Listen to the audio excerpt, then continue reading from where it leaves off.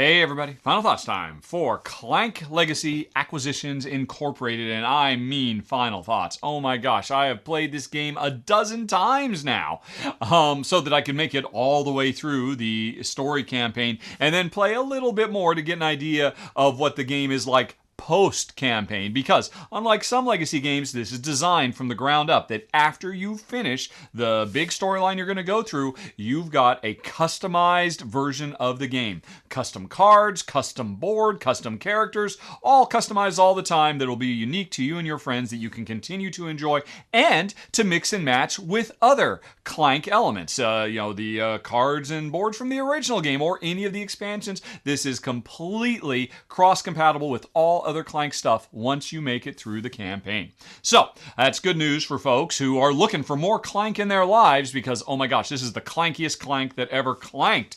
At its heart, this is pure Clank. This is not going to make you a fan of Clank if you didn't already enjoy it. So know that going in. And this does not reinvent the Clank wheel either. At its heart, it is pure deck building, trying to race as fast as you can down into a dungeon. Although now there's an overworld and an underworld on either side of the board. Get the best treasure you can and make it out through smart deck building and a little bit of luck along the way. Nothing has really changed. And really, as you go through the campaign, the storyline campaign of this game, you will be unlocking more and more new features. And these features are, unique. They stand alone. These are things that have not been done in other Clank expansions, but at the end of this does still feel like, yeah, I've got a copy of Clank and probably about 2 expansions worth of stuff that has been unlocked and turned on over the course of the game, and they add new interesting twists to the Clank formula. Now, unfortunately, I'm not going to tell you what any of those things are because the nature of a legacy game is I don't want to spoil the surprise. Suffice to say, if you enjoyed the new stuff other Clank expansions added, like the mummy that chases you around in the Egyptian board or whatnot, you're going to see cool new features added nonstop all the way through the campaign in here. And Jen and I enjoyed it all. They were all very cool, clever, fun new additions to the core Clank formula. And so, how rating this after it's done as basically maybe 2 or 3 expansions worth of content for Clank, this is excellent. And very, very happy to have it because we are big fans of Clank. But now, let's talk about it as the actual legacy campaign experience as well. The first thing I have to say is this game is often, and I hate I hate to set false expectations here, but all I'll say is Jen and I was going to say this is a funny game. There were many, many times as we were reading these story snippets that, accompanied our advancement as new events happened and new characters were introduced and we talked to different people, where Jen and I would literally laugh out loud. And, that's an easy thing to say, oh, LOL.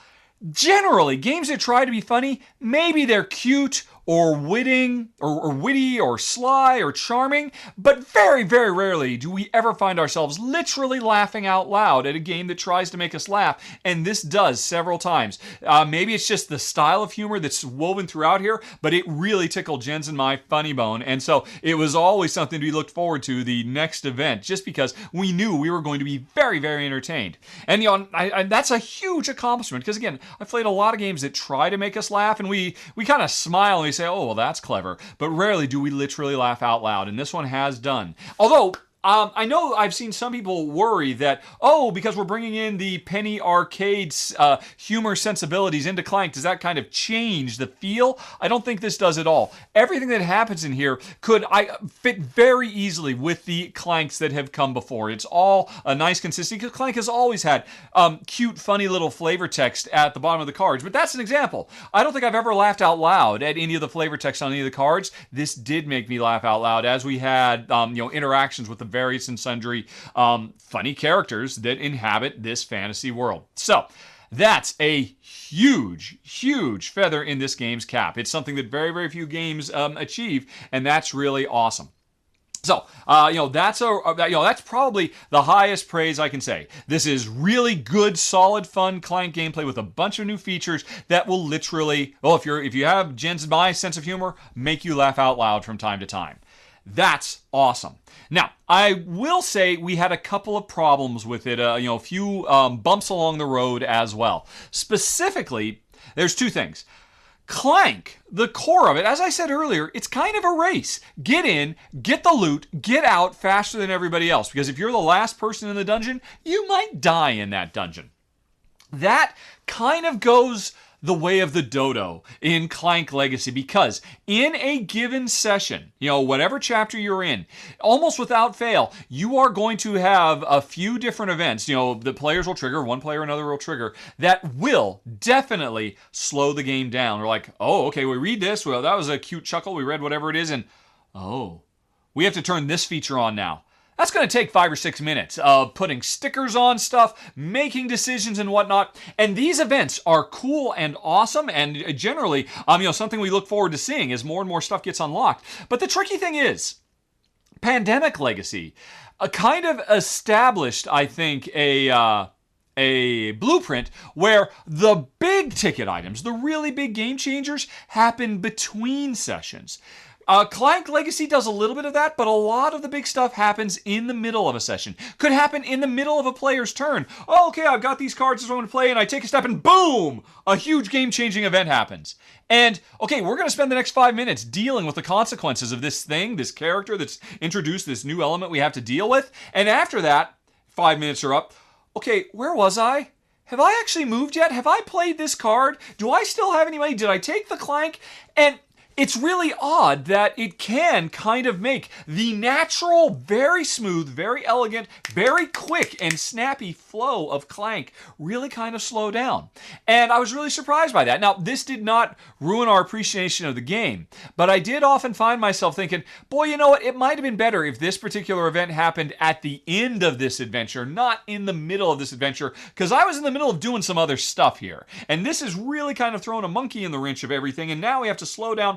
And it also has an effect of making, Jen and I, we would generally finish a game of Clank as a two-player game easily in under an hour, probably in, under 40 minutes as a general rule. Here, because the map evolves and grows and you put stickers all over the place and those create new things that you want to go out and see and accomplish, because you need to, because, the story is pushing you to do these things, that has turned, a quick, snappy, fast game of Clank, almost without exception, into a much longer experience. Now, I don't think we've hardly played any games. We've played through the entire thing. Generally, they took an hour and a half or 2 hours. And that's a bit long for a game of Clank, in Jen's and my experience. Now, to be honest, we only play Clank as a two-player game, so we're used to a fast game. Maybe for other players, maybe Clank as a four-player game takes longer in the first place. I don't really know. I've never played it. But we were really surprised just how long things were taking. And Clank is a really good game, but it is kind of a lightweight game. And, the length of the sessions compared to the depth of the gameplay kind of meant sometimes it felt like, man, it'd be really good if this particular session were over now, but we still got a long ways to go because we've still got to do this, this, and this. Now, that's the thing, though. You don't have to. Because this game is a lot less regimented, if you don't complete all the quests in a given session, that's okay. They'll just carry over to the next game. But still, Jen and I kind of felt compelled, almost felt honor-bound in every mission. Okay, well, we got to go visit that town over there and see what's happening because it could be a really important thing that pushes the story forward. And in fact, there are some things that you can put off and just put off and put off that when you eventually do it, you're like, oh my God, I wish we had done this so much sooner because it's so cool. So many cool things get added. We found ourselves, all right, well, let's just stay out. Because the interesting thing about Clank, of course, is once you kind of built your deck up, if you stop getting new cards from the adventure row and stop building your deck, the game stops pushing back at you. If you don't draw new cards, then new attack cards from the dragon won't come out. And so the game can go on. The game can end up lingering. And that's not what Clank is supposed to be. Clank is supposed to be high tension, get in as fast as you can, get out. And now that Jen and I have finished the storyline, I can say, having played it post-campaign, the old Clank returns. But while we were playing through this, it feels different. The core gameplay, the presentation, the types of things you do, it's all the same, but doubling the length of a session of Clank kind of takes away from Clank a little bit. And to try and address this, like you saw me do in the run through, there were a few times over the course of the game where I would say, you know what, okay, I'm not going to let it happen again. Yes, there's still 5 things we can do on the board, but I'm going to get in and I'm going to get out now, and I'm going to trigger the end of the game so we can get back to that snappiness. And the thing is, even though if one player gets out, the teeth have been sharpened, definitely, because now as soon as somebody gets out for the rest of the game, no matter what the situation is, on their turn, 6 cubes will get drawn. Like clockwork, that means there is a greater chance than ever of just running out of cubes altogether because it's changed the core Clank formula where things kind of built up over time. Even still, we never found a case where, oh, somebody got out too soon. The other person could still linger a little bit, do a few more things, and make it out in time. And like I said, it didn't make it a bad game. It just made it a different game just in terms of the overall punchiness. And, and like I said, I tried to address that through our play, and it ultimately felt less satisfying. We were both less satisfied because we wanted to tick all the boxes and visit all the things and whatnot. And I just kind of found myself wishing maybe if more of the events happened between sessions instead of during sessions, so we didn't have those kind of like interrupts in the flow. Okay, I'm really going, things are going, oh, and now we're slowing down because we've unlocked a big feature. And this is going to take a lot of work to add this. So we're going to put a lot of stickers and make a lot of decisions. And, I would have liked to see more of that happen between missions. And just overall, maybe if less, I would have rather seen, instead of the 10 chapters of this campaign, maybe 15 chapters with less stuff happening in each one. Which is crazy, I know, because why would you want less stuff? This game crams so much stuff into the Clank formula. It's impressive. But as a fan of Clank, I found myself kind of missing that speed.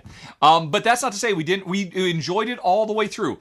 But I will mention another thing that did run into us because, an average session of the main campaign of Clank Legacy would go on a bit longer than we are used to. Clank can be a swingy game. There's no two ways about it. One player can get really lucky with, the secrets they find, especially now because minor secrets refresh. There's not a finite number and there's an infinite number of them. One player can get everything they need and can have the right stuff at the right time, and another player can constantly find themselves through no fault of their own. They've done equally good deck building, but because there are so many, in addition to just the random seed of, oh, my deck has been shuffled, will the cards come out so that they can work well together? That's true for any deck builder, but Clank adds a lot of extra random factors on top of that. Just the Ascension style of not a fixed number of cards, but random cards that come out. Oh, I got some cards I didn't really care about, and then, look, the perfect thing you needed became available for you at a time you could buy it. The perfect thing I needed came available at a time I could not buy it. You're going to do better than me. Through no fault of our own, and or random stuff you find. And that never bothered me in the original Clank because the original Clank was a 30 to 40 minute game. You're in and you're out. Now that it's a 90 to 120 minute game, getting into a situation where, yeah, you've got this one. There's not much that's going to happen here for me. I don't think I'm going to catch up with you because you got the right combination of stuff early on. You were able to snowball that, and I'm still just getting my engine started. And that was fine in a shorter game, but in a longer game, there were definitely, both Jen and I playing through the campaign would occasionally say, oh, this is going to be one of those games, isn't it? One of those sessions because you've got it in the bag and, well, okay. Now, there is some solace to take under this, because even if it's going to be a longer game, there are, and I don't want to spoil anything, so I'm not going to, there are other things to pursue in this game besides winning. And so, while that was an issue, that, the longer length can kind of, create a greater runaway leader problem, that was always a minor part of Clank, but now could be a bigger part of Clank, it almost doesn't matter during the campaign because the game gives you other things to do. But those other things to do make the sessions longer again. So it becomes this, this snake eating its own tail, this self-fulfilling prophecy.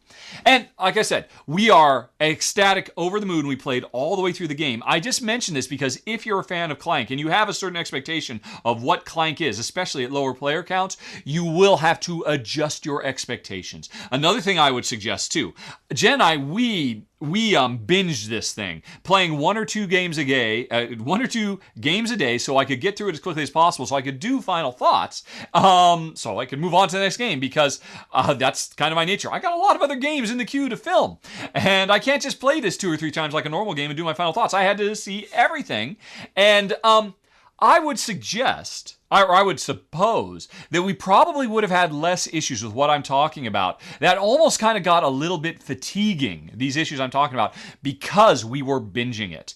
If this were a thing that we were going to play one session a week, I don't think we would have had a problem with the longer play sessions, the slightly more bloated experience, because hey, if it's just a one-time thing. But once a day, it really wore us down.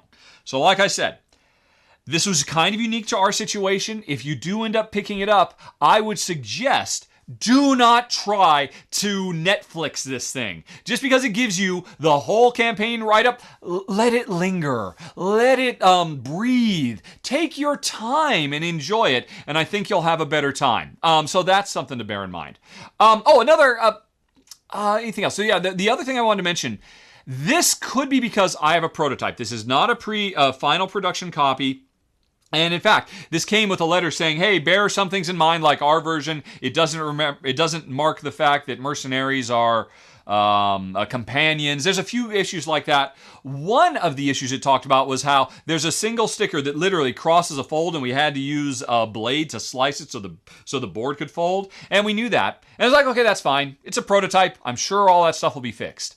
One thing I'm not 100% certain will be fixed is there's a lot of stickers in this game. And there were several times where, put this sticker on this card. And we put the sticker on the card, and it hangs over the edge of this card. This sticker does not fit on this card, because often the design of the stickers is really cool. It's like, add this new feature to an existing card you've got, and it's got the background art so you can make the sticker align correctly so it looks really sharp. But if you make the sticker align on the card that way, half of the sticker, or a portion of the sticker hangs over the edge of the card. And this happened on at least 4 or 5 cards that we saw over the course of the game. And it actually even happened with one sticker we ended up putting on the board as well. And so we found we had to have a pair of scissors, and just to be ready to, if we have a little bit of overhang, because the way the stickers were cut, often there's like the actual image of the icon or whatever, but then there was like a huge border around it. Then when you peel the sticker off the sticker sheet, this huge border, which didn't need to be there, is what hung over, and so we'd have to snip the border away so it would fit within the confines of a card. I have no idea, because I have not seen a final production version of this game. I don't even know if they've been. This is like an early pre-production copy. I'm going to assume that's been fixed. I can't guarantee it's been fixed. It was a minor annoyance. It meant we occasionally had to do arts and crafts, which again, getting back to what I was talking about earlier, stretch the experience out a little bit more in a way that we didn't necessarily want, because we want Clank to be fun and fast. And this was fun, but it wasn't fast all the time. So that was an issue that maybe will be in the final version, or maybe it's just a unique artifact of our edition of the game. But those are really my only complaints, and I could talk quite at length about all the other stuff we really loved. But again, so much of it would be going into spoiler territory. So I think the most important thing to get across is, once you finish the campaign, and you will, if you like Clank, or you like funny fantasy adventure, I think, unless you absolutely hate deck builders, or you are middling on deck builders, and the thing you don't like about them is random chance that is implicit in the engine building of a deck builder. If not for those issues, you will likely enjoy this, and when it's over, you will have an excellent new customized version of Clank that is unique to you and yours based on the decisions you made all the way through the game. You'll have a satisfying story you play through that'll build to a nice crescendo and have a really good ending, and I was happy with all of that stuff all the way through the game. One thing I think some people wonder, but how unique? Here's the deal. I've gone back through. We finished, and after we were all done, we checked in. There were about, and I double-checked this with the designers, we had about 30 cards out of the big cardporium, which you saw in the run-through. About 30 of those cards we never got to because of choices we made. Because we chose A instead of B or X instead of Y, there were about 30 cards that did not make it into our final version of Clank. Yours might be different. The board itself is going to be, I think your board and my board won't, there will be some very key differences. Some really big differences, but by and large, our boards at a casual glance will look kind of the same. The board will evolve for all players pretty much the same, with just different little pieces here and there. The cards you get access to, the decks you can build, will be very different. So I would say that the game definitely delivers on that sense of uniqueness at the end of the game, which I am very, very happy with as well. So yeah, that's pretty nice. Is there anything else I should talk about? Man, I have played this game for over 20 hours now, but so much of it I cannot say. Let me just think if there's anything more that I want to add. I'll get a drink of water while I'm thinking. Okay, I remembered. This is a big deal too. And I'm very thirsty. Okay, so this is a warning for folks who know they're going to pick this up, they're going to seek it out. This is something you can learn from our mistakes. Getting back to what I said earlier, often in the middle of a game, in the middle of someone's turn, you will have a story event happen, and it will tell you, right, do these 6 things. It is very easy, Jen and I found, to miss step 4 of those 6 things, because steps 1, 2, and 3 were really big deals. And they took a lot of time, and we had to discuss things, and this, that, and the other. And when we finally did it, we come back, and we skip step 4 and go to step 5. And we just totally missed it. This happened to us several times throughout the game. Sometimes it just means, oh, some cool little card doesn't make it into the game that you really should have seen. And you're like, oh, well, that's kind of a bummer. Sometimes, and this happened to us twice, it was a major thing that hugely impacted the game. One of them actually happened in the run-through you saw. At the end of the session that Jen and I filmed, we missed one of those steps, and it made our second chapter of the game a dismal slog. It wasn't the game's fault. It was 100% our fault because we did steps 1, 2, and 4, and we missed step 3, and it was the really important one. So, I warn you folks, often when you get one of these lists of half a dozen things you have to do because an event happened mid-game, and mid-game, your brain is elsewhere. You're thinking about, right, how am I going to spend these swords? Am I going to attack this thing or this thing? Am I going to use it to move and oh wait, oh! I have to put all that on hold because I got to do all these bookkeeping steps because we have a new event. It's so easy to forget some of these steps, and it can ruin the game for you. Like I said, we had a real slog in our second game, and after we finished it, I asked the designers, they said, oh, did you do step 3? And I'm like, no. Oh, we're really sorry about that. Yeah, that must have been terrible. It was terrible. I'm not going to tell anybody, but and the other one was, we got all the way to the end. We're at the final big thing, the big climax of the game, and it tells us what to do, and we look at it and say, this is impossible. We literally cannot do this. The things it's talking about don't exist. What? And it was another thing. It turned out very early in the game, like in game 3 or 4, some little throwaway thing. There was, oh, that's kind of cute and that's funny, and oh, we did the thing and we made a choice and boom. And again, we missed, step 3 out of 5 or whatever. We didn't do that one thing that added this one little thing that had huge chain reactions that made us incapable of winning the game when we got all the way to the end. Again, this is not the fault of the game. It is our fault. I am not criticizing the game. Although, if the game did more of those big ticket items in between sessions instead of during sessions, I think those that human error factor would not creep in quite as much. Which is why, again, it's one of those things, I think they could have put more of that stuff between sessions instead of in sessions, because when you're in the session, your mind is elsewhere. It's not on bookkeeping to make sure you apply all the stickers and draw all the cards and write all the things you need to do. But ultimately, by our 4th game in, and this was after we'd had the 2 things, we didn't even realize how much they ruined the experience for us.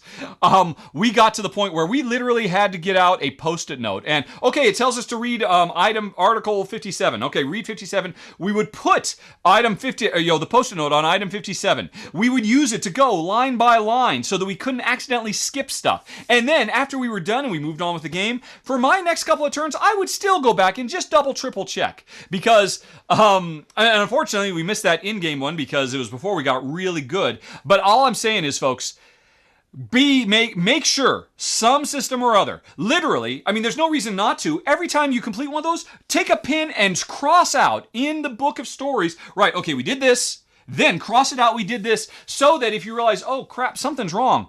Look, we never did step 3 here. How could we miss that? I would strongly recommend doing something like that. Learn from our mistakes. Because it's really... No other Legacy game I played, and I've played a few, puts that much Legacy stuff in a session, and it can create problems for you if your mind is elsewhere. Or, the other thing, if you have one player do most of it. I have to admit, in our situation, I pretty much do all the bookkeeping in games. Jen only focuses on the game, whereas I'm always trying to make sure I keep the rules straight and make sure everything's going along. We ultimately had to give up on that, and it was one person's responsibility to read, one person's responsibility to handle the sticker sheet, one person's responsibility to have the cardporium. Those are like the 3 big ticket items that you have to make sure. So ideally, you want to have 3 people playing the game to make sure that the load is distributed. We didn't have that. We suffered for it. And so, again, I don't blame the game. It wouldn't have happened if different choices were made, but the choices were reasonable. Just know that going in. Don't have the experience ruined just through clerical error. That could definitely happen in this game, which ironically is very thematically appropriate to the Acquisitions Incorporated setting of the game. But that aside, that's it, folks. I think I've said all I need to say about Clank Legacy Acquisitions Incorporated. In spite of our missteps, in spite of some disagreements with some of the core elements, in spite of some early pre-production issues, we had a great time. Very, very happy to put it on the shelf to join my other Clank stuff and continue to provide lots of good, warm-hearted, funny, and satisfying snappy racing deck building. And that's the final thoughts, folks. Thanks so much for watching. Have a very nice day. Talk to you later. So long. Bye-bye.